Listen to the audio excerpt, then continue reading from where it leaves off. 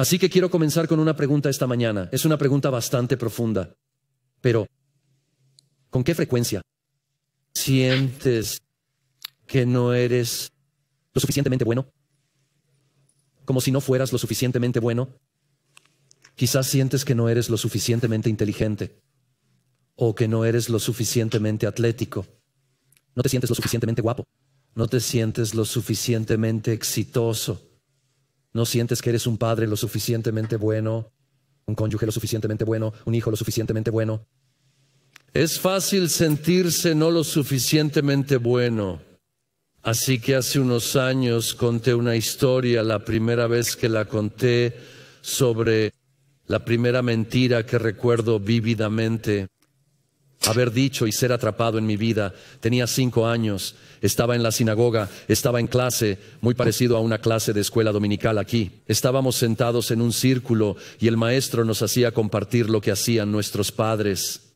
Y pasó de un niño a otro y llegó a mí, y no estoy seguro exactamente de dónde vino, pero cuando llegó a mí dije: mi papá es un poderoso cazador de osos polares.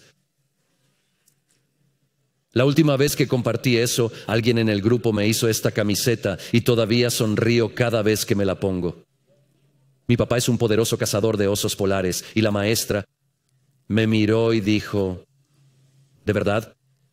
Pensé que tu papá tenía una farmacia. La primera vez que me di cuenta de que ella conoce a mi papá. Bueno, dije, en realidad es un oficial de policía, solo caza osos polares en su tiempo libre. Pero ¿por qué esa mentira salió de mi boca espontáneamente? Porque en el fondo me sentía inseguro. Quería que los otros niños pensaran que era genial. Y de alguna manera, al decirme a mí mismo, tenía vergüenza de que mi papá tuviera una farmacia, como si eso no fuera lo suficientemente grande, lo suficientemente aventurero, lo suficientemente genial. Y así salió una mentira, como si me hiciera mejor si mi papá fuera un cazador de osos polares. Esta mañana varias personas me han preguntado: ¿oh, de verdad? Bueno, no, en realidad es solo una mentira. Es solo una mentira. Lo comparto porque estamos recorriendo esta serie llamada Navidad Cumplida. Y estamos viendo imágenes y cuadros en el Antiguo Testamento que Jesús cumplió cuando vino como un bebé y nació en este mundo. Hace 2 domingos abrimos la serie y echamos un vistazo a cómo en la historia de Adán y Eva, Jesús como el Mesías era el que iba a aplastar la cabeza de la serpiente y traer victoria. Traer victoria, Él es nuestro Salvador. La semana pasada echamos un vistazo en los Salmos. El Rey y el hecho de que Jesús es el cumplimiento del Rey David, el Rey de Reyes y el Señor de Señores. Esta mañana vamos a considerar que Jesús vino para aquellos que no son lo suficientemente buenos. Vamos a estar en el profeta Miqueas en su mayoría. Vamos a recorrer los primeros 5 versículos, pero quería comenzar con el versículo 2. Es el corazón de todo el pasaje y dice esto: pero tú, oh Belén, Efrata, que eres demasiado pequeña para estar entre los clanes de Judá, de ti saldrá para mí uno que será gobernante en Israel, cuyo origen es desde antiguo, desde tiempos antiguos.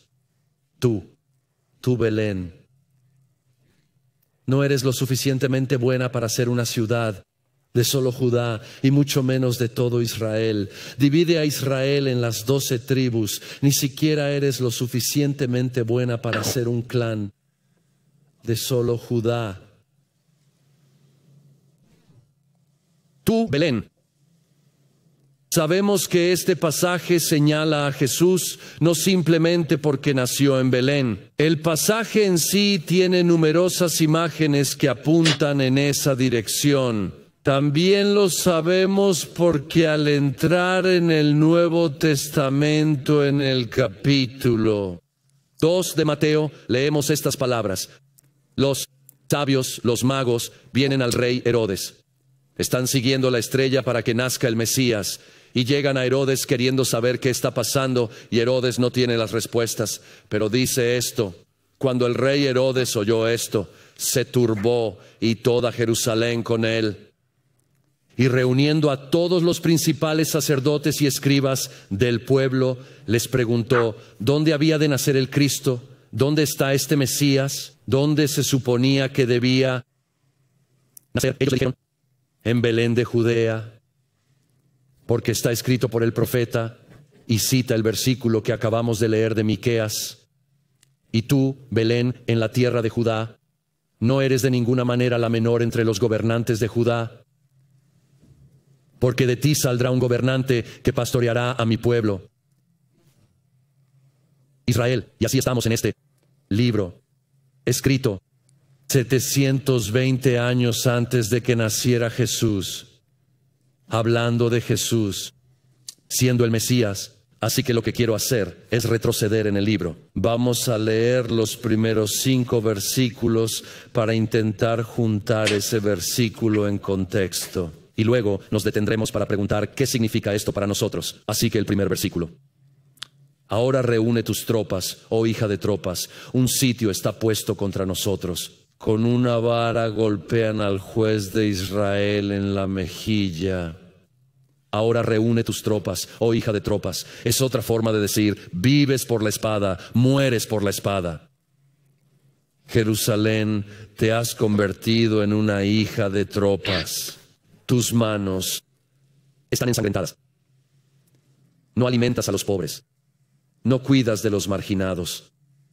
No hay justicia dentro de tus muros. Eres una hija de tropas, así que reúne a tus tropas. Hay un asedio siendo puesto contra ti. El asedio está puesto contra nosotros, y específicamente el asedio aquí es Babilonia viniendo contra Israel. Explicaré por qué sabemos eso en el pasaje, pero esto está escrito alrededor del 720 antes de Cristo, en 586 antes de Cristo, así que unos 140 años después. Tienes a Babilonia viniendo contra Israel. Han destruido todo Israel. Lo único que queda es Jerusalén. Han rodeado Jerusalén. Están a punto de destruir Jerusalén y destruir el templo, todo quemado hasta los cimientos en 586 antes de Cristo. Y en ese momento se conecta con este versículo. Dice: el asedio está puesto contra nosotros. Con una vara golpean al juez de Israel en la mejilla. Con una vara de hierro golpean al juez de Israel en la mejilla. Y tú dices que eso significa, excepto el último rey de Israel. Su nombre era Sedequías. Él es el último rey que reinó en Jerusalén en el trono. Él es el último descendiente de David que estuvo en el trono fuera de Jesús. Así que separa eso. Pero en 586, cuando Israel fue destruido, Sedequías estaba en el trono. Y cuando Babilonia entró, querían avergonzarlo. Y así lo ataron con cadenas. Tomaron a sus hijos y los mataron justo delante de él. Y luego tomaron una vara de hierro y le perforaron ambas mejillas para dejarlo ciego. Ahora voy a ir al libro de Jeremías y leer estas palabras del capítulo 52 que cuentan un poco esa imagen. Dice: el rey de Babilonia mató a los hijos de Sedequías delante de sus ojos, y también mató a todos los oficiales de Judá en Ribla. Le sacaron los ojos a Sedequías y lo ataron con cadenas, y el rey de Babilonia lo llevó a Babilonia y lo puso en prisión hasta el día de su muerte. Eso no es solo una referencia insignificante y oscura de Jeremías. Puedes leer ese mismo evento en Jeremías capítulo 39. Puedes leerlo de nuevo en Jeremías capítulo 52. Puedes leerlo en 2 de Reyes 25, si lo deseas, o en Ezequiel capítulo 12. 4 veces la referencia de Sedequías teniendo esta vara de hierro subiendo por su mejilla y sacándole los ojos. Está ahí. Así que no hay duda, mientras caminamos por Miqueas capítulo 5, versículo 1, esta vara de hierro golpeando al juez de Israel en la mejilla es Babilonia. También hay una imagen aquí de Jesús, si recuerdas, mientras él estaba enfrentando un juicio entre los líderes judíos en la casa del sumo sacerdote, fue atado y uno tras otro, escribas y fariseos se acercaron y lo golpearon en la cara mientras le escupían y se burlaban de él. Y todas las imágenes se juntan del versículo 1. Y luego dice, pero tú, oh Belén Efrata, que eres demasiado pequeña, esto está de vuelta en Miqueas 5, versículo 2, que eres demasiado pequeña para estar entre los clanes de Judá. De ti saldrá para mí uno que será gobernante en Israel, cuya salida es desde tiempos antiguos, desde tiempos de antaño. Ahora, Efrata y Belén. Efrata es solo la palabra antigua para Belén. Solo aparece 2 veces en la Biblia, en el capítulo 48 de Génesis y en el capítulo 4 de Ruth. Es la palabra antigua. Así que Belén significa casa de pan y Efrata significa fertilidad. Y así, en un momento, Belén era conocida por el nombre de Efrata, pero es solo Belén. Es un pueblo insignificante, un lugar polvoriento. Realmente lo era entonces y todavía lo es hoy. Si vas a la Belén moderna, verás las colinas ondulantes en una ciudad que ahora se ha desarrollado. Algunos olivos, algunas ovejas, eso es realmente todo lo que hay allí. Esas colinas ondulantes aquí se llaman campos de los pastores. Se llaman campos de los pastores. Esas son las colinas donde estaban los pastores cuando bajaron y dijeron gloria en las alturas y anunciaron a los pastores el nacimiento del Mesías. Esas son las mismas colinas donde estaba Ruth, mientras recogía espigas de los campos de Buz en el Antiguo Testamento. Pero recordemos quién era Ruth. Pensamos en Ruth como la estrella brillante de las Escrituras. Ruth es una extranjera, una persona no judía que era tan pobre que estaba espigando en el borde de un campo para su cosecha. Eso es Belén. Si vas a Belén hoy, no solo verás esas colinas onduladas, está a solo 6 o 7 millas de Jerusalén, pero pasarás por las grandes paredes de concreto al entrar en Cisjordania. Y sabrás, oh, ya no estamos en Kansas, ya no estamos en Jerusalén. Pasarás por muchos de estos letreros rojos. La entrada para ciudadanos israelíes está prohibida. Es peligrosa para sus vidas y contra la ley israelí. Es muy alentador pensar, bueno, definitivamente aquí es donde quiero ir a visitar. Belén y Miqueas hace un detalle llamativo. Belén, no eres nada. No mereces ni siquiera ser una ciudad de solo Judá, y mucho menos todo Israel. No eres nada.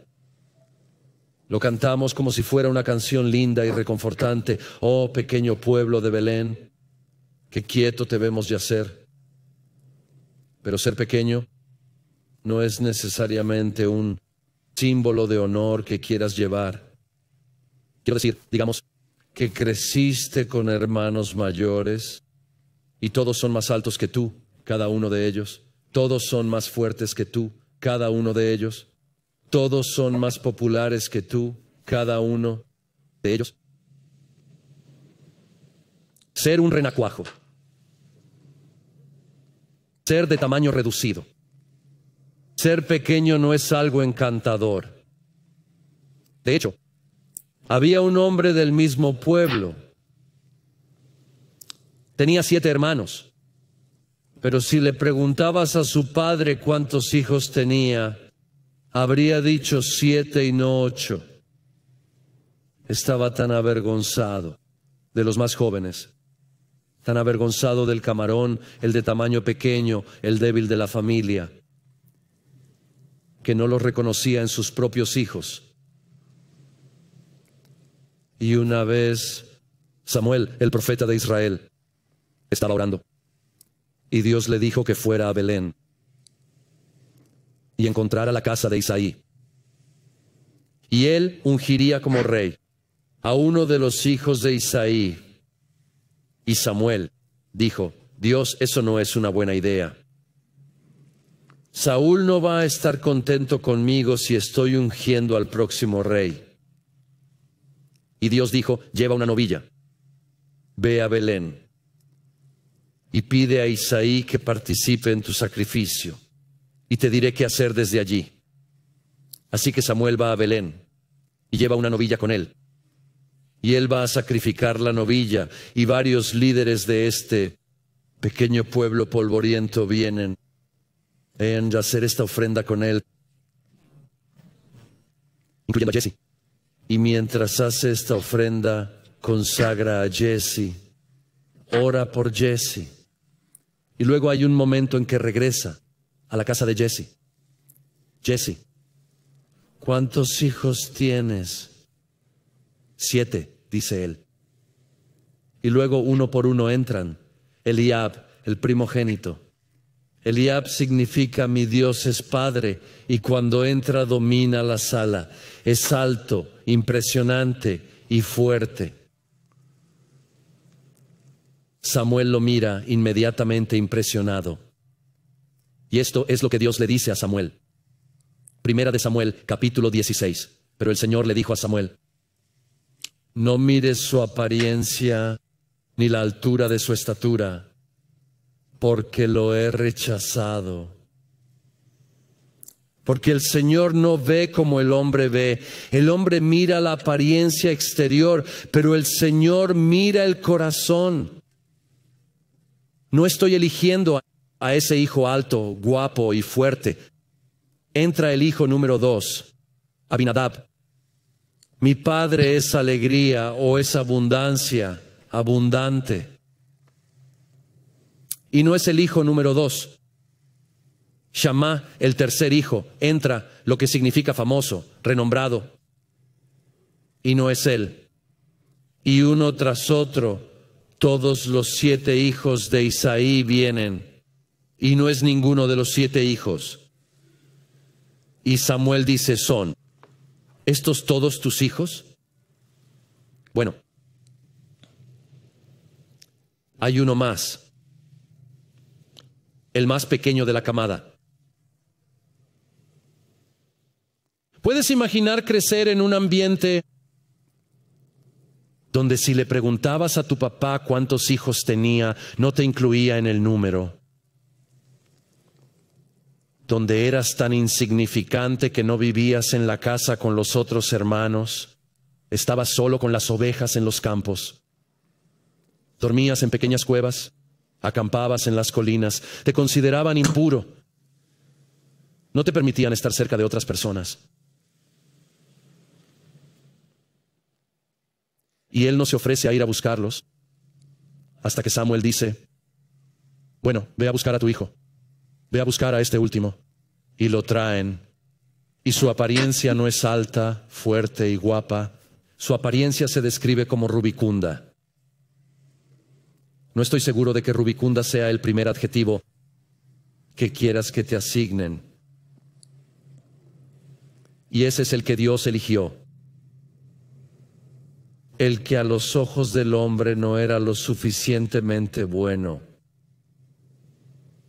Hay poesía incluso en los números aquí. 7, el número perfecto.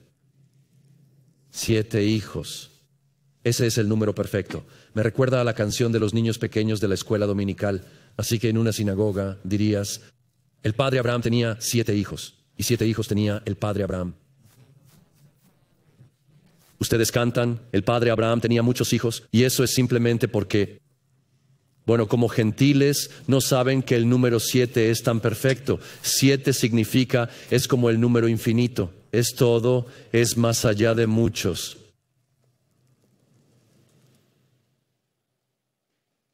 Son 7 hijos y David es el octavo. Él es el error al final de la línea. Pero la enseñanza de que Dios se deleita en usar a aquellos que no son lo suficientemente buenos no está contenida solo en alguna poesía en Miqueas capítulo 5. Es una enseñanza que está presente a lo largo de toda la Escritura. En 1 Corintios leemos estas palabras en el capítulo 1. Pero Dios eligió lo que es necio en el mundo para avergonzar a los sabios.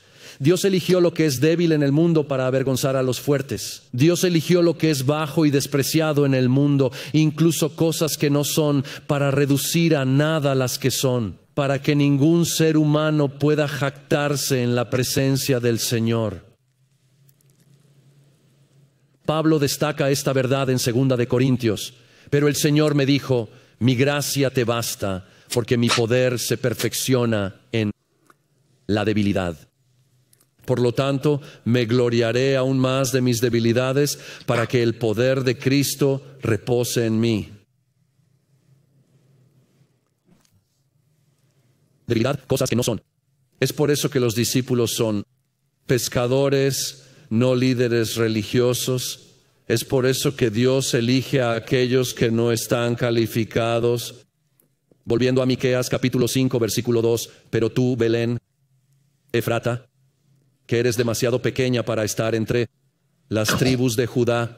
Ahora escucha cómo cierra ese versículo. De ti saldrá para mí uno que será gobernante en Israel, cuyo origen es desde tiempos antiguos, desde días remotos. Ahora, cualquier persona judía que lea y lees días antiguos, inmediatamente tu mente se remonta al libro de Daniel, porque el anciano de días se menciona 3 veces en Daniel. Conoces al anciano de días, ese es el alfa, el omega, ese es el que no tiene principio, ese es el anciano de días. El rey que está antes y precede a todos los reyes y reinos de este mundo. Todo se derrumba a los pies del anciano de días. Este es el majestuoso a quien pertenece toda sabiduría y poder y dominio y justicia y majestad y autoridad. Este es el que reina en un trono de fuego. Y él viene en Belén. Versículo 3. Por lo tanto, los entregará hasta el momento cuando la que está de parto haya dado a luz. Entonces el resto de sus hermanos regresará al pueblo de Israel. Por lo tanto, los entregará hasta el momento. Por lo tanto, irás al cautiverio. Este antiguo gobernante los entregará hasta el momento. ¿Cuál es el momento? Cuando la que está de parto haya dado a luz. El cautiverio de Israel. Puedes preguntar cuánto tiempo duró, cuándo terminó. El cautiverio de Israel no es más que una imagen que apunta al verdadero cautiverio de Israel, que es el pecado. Y dura hasta que alguien sea liberado por el bebé que nace de la mujer en trabajo de parto. Jesús, María, todo aquí en el libro de Miqueas. Y cuando Él libere, el resto de sus hermanos regresará al pueblo de Israel. Cuando Él libere, reunirá a su pueblo. El versículo 4 continúa, y Él se levantará y pastoreará su rebaño, su pueblo en la fuerza del Señor, en la majestad del nombre del Señor, su Dios, y ellos habitarán seguros, porque ahora Él será grande hasta los confines de la tierra. La primera parte del versículo 5, y Él será su paz. Cuando éste nazca, Él liberará y reunirá a su pueblo, y será grande y majestuoso, y su pueblo estarán seguros, porque Él va a ser su paz.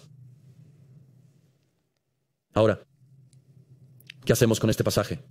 Es hermoso, poético, apuntando a Jesús en todo momento. Quiero volver a la pregunta. ¿Cuándo te sientes como si no fueras lo suficientemente bueno? ¿Suficiente? ¿Te sientes no lo suficientemente inteligente? ¿De verdad? Tengo personas muy cercanas a mí en la vida, quienes debido a diferentes aspectos del trauma infantil piensan que son tontos. Tienen voces en su cabeza todo el tiempo diciéndoles lo tontos que son. No les gusta jugar juegos. Es solo una forma de mostrar tu estupidez. Algún evento se acerca donde la gente va a rezar en círculo. Sus palmas están sudorosas solo de saber que les toca a ellos porque van a tropezar con sus palabras y no van a sonar lo suficientemente bien. Les han dicho que no son lo suficientemente buenos, que no son lo suficientemente inteligentes y eso se queda en su mente. Si eres tú, quiero que sepas que Jesús es tu Salvador. No te sientes lo suficientemente atlético.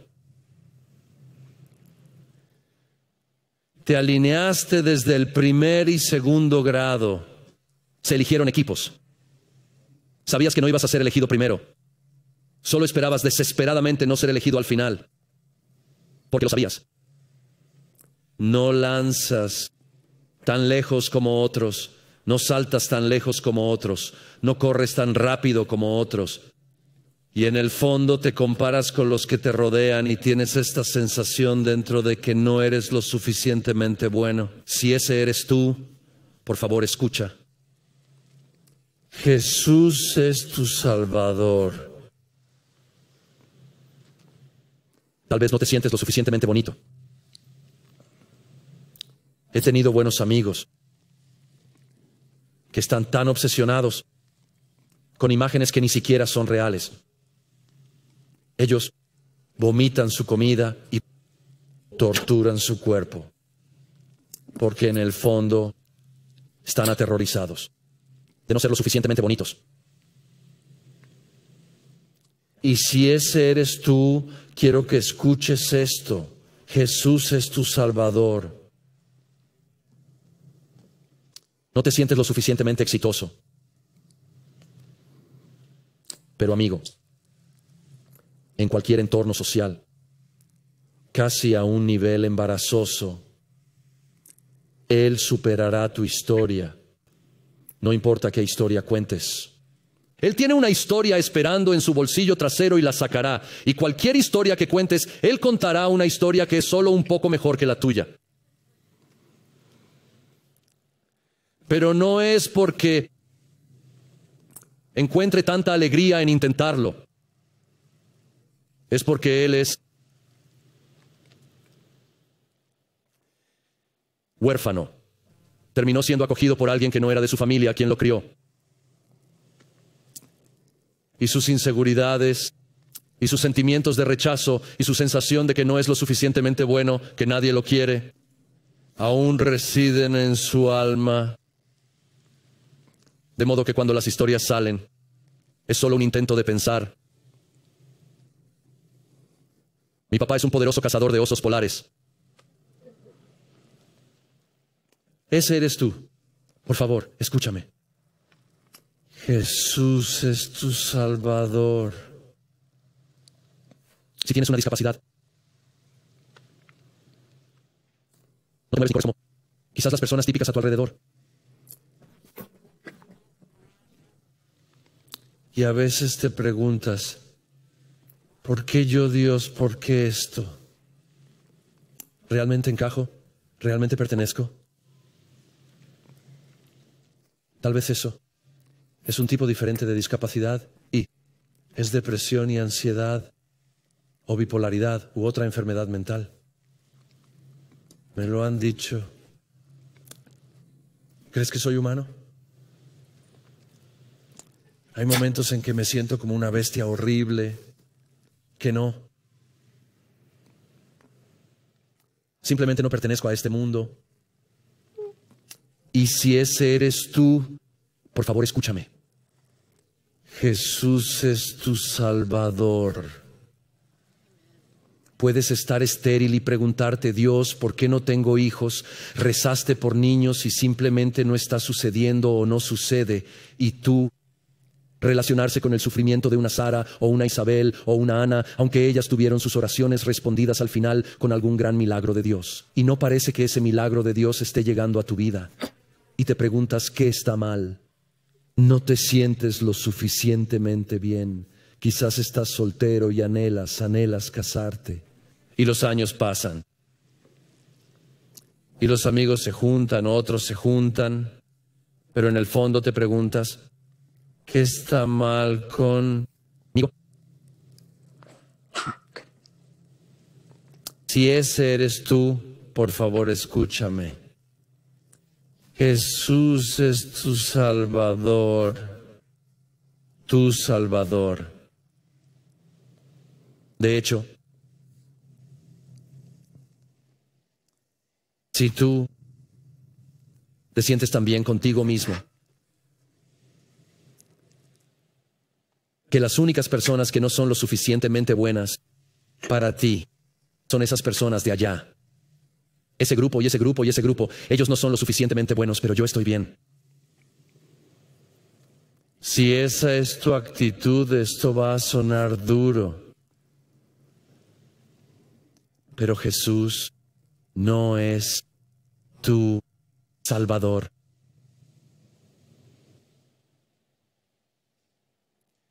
Oh, Jesús vino para aquellos que no son lo suficientemente buenos. Al principio del ministerio de Jesús, Él estaba eligiendo discípulos. Y uno de esos primeros discípulos fue Mateo, recaudador de impuestos. Y Mateo sabía, en lo más profundo de su alma, que no es lo suficientemente bueno. Es un completo rechazado. Nadie en Israel siquiera quiere mirarlo. Es un traidor. Es más romano que judío. Pero los romanos no lo consideran porque es judío. Es un completo marginado. Y al asociarse con Mateo, hay un momento en el que Jesús está junto a varios recaudadores de impuestos y pecadores. Y los religiosos, líderes, se le acercan como, ¿qué estás haciendo? Obviamente no eres mucho porque deberías saber con quién estás pasando el rato en este momento. Y dice en Marcos 2, y cuando Jesús lo oyó, estaban murmurando. Él les dijo, los que están sanos no necesitan médico, sino los que están enfermos. No vine a llamar a los justos, sino a los pecadores. Y así, todo el camino de regreso. En Miqueas 5, versículo 2, pero tú, Belén, Efrata, que son demasiado pequeños para estar entre los clanes de Judá, de ti saldrá para mí uno que será gobernante en Israel, cuyo origen es desde tiempos antiguos, desde los días de antaño. Aprendemos y vemos la pintura frente a nosotros. Jesús vino por aquellos que son pecadores, por aquellos que no son lo suficientemente buenos. Él vino por aquellos que claman por ayuda. Entonces, ¿qué hacemos con esto? ¿Cómo aplicamos esto?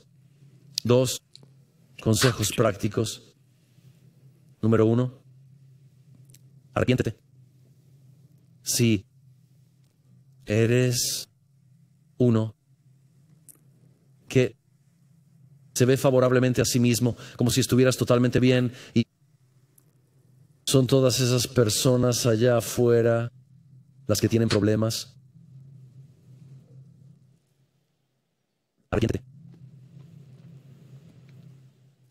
Reconoce la ruptura dentro de ti y acércate a Jesús, porque Jesús vino por aquellos que no son lo suficientemente buenos.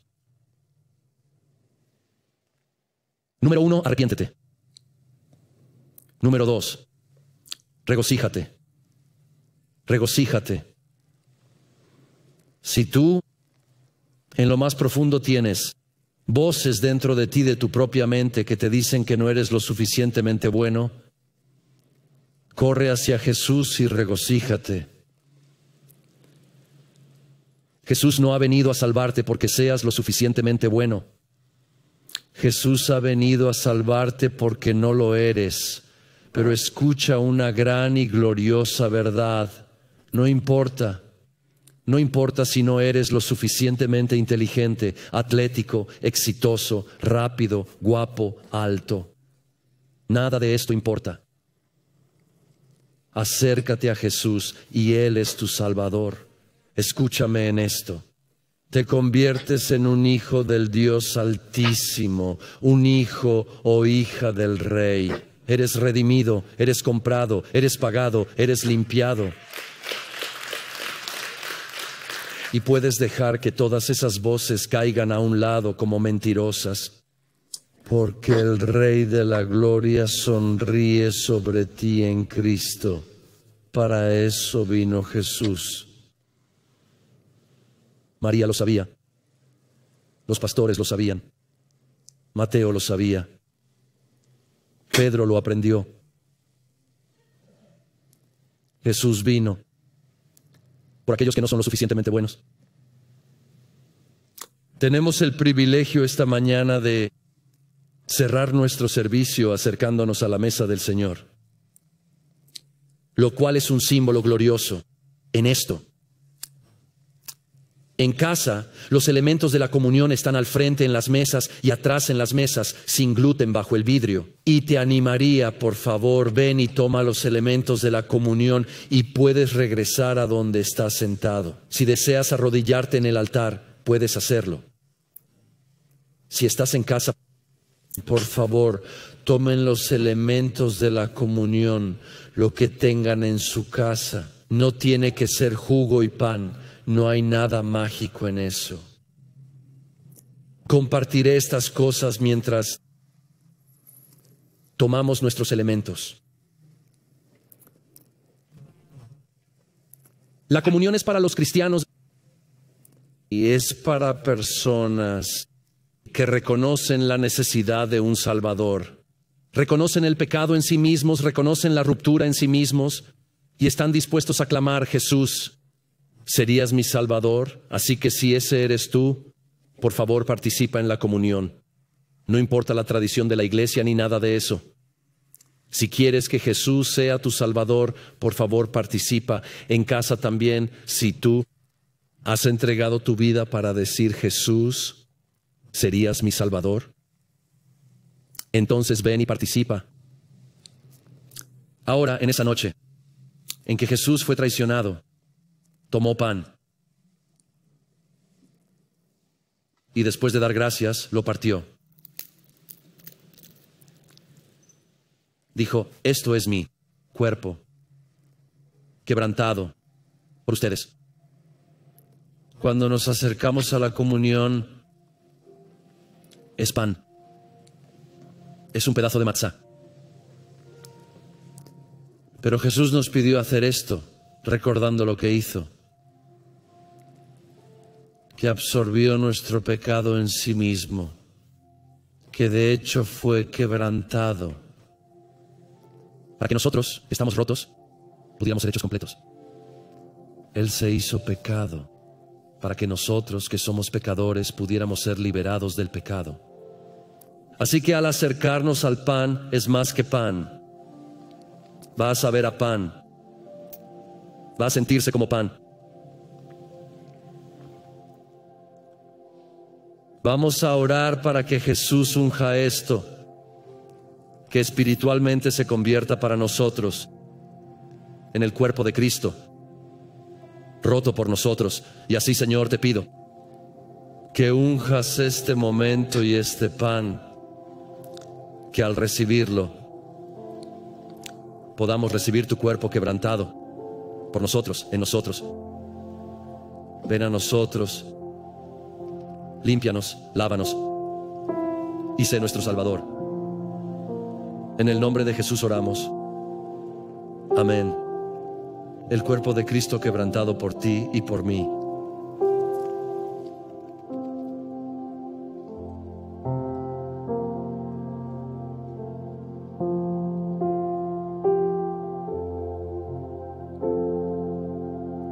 De igual manera, copa. Así que esta es la copa del nuevo pacto, derramada en mi sangre para el perdón de los pecados. Este pacto, el nuevo pacto, no se basa en que seamos lo suficientemente buenos. No se basa en nuestra obediencia, en nuestra fidelidad o en lo buenos que podamos ser. No se basa en nada que hayamos hecho. Es basado en lo que hizo Jesús. Él se convierte en nuestra justicia, nuestra santidad. Él nos lava y nos limpia. Así también es jugo. Pero Señor, oro que unjas esta copa, que espiritualmente se convierta para nosotros en tu derramamiento de sangre.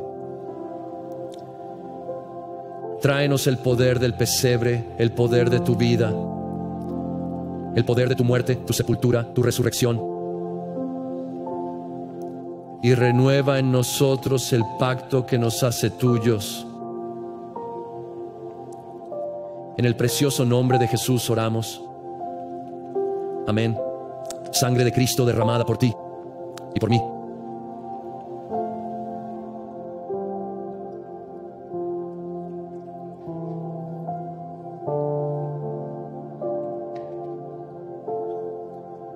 Señor, confesamos. Sabemos que no somos lo suficientemente buenos. Ciertamente, cuando nos comparamos con tu gloria, todos y cada uno de nosotros nos quedamos cortos. Y así te agradecemos por un amor que no depende de nosotros. Y te agradecemos por un amor que nos hace dignos, por un amor que nos hace justos, por un amor que nos hace santos. Haz tu voluntad en nosotros. Este día y durante toda esta temporada. En el nombre de Jesús oramos. Y todos dijeron: amén, amén. Vamos a ponernos de pie mientras cerramos.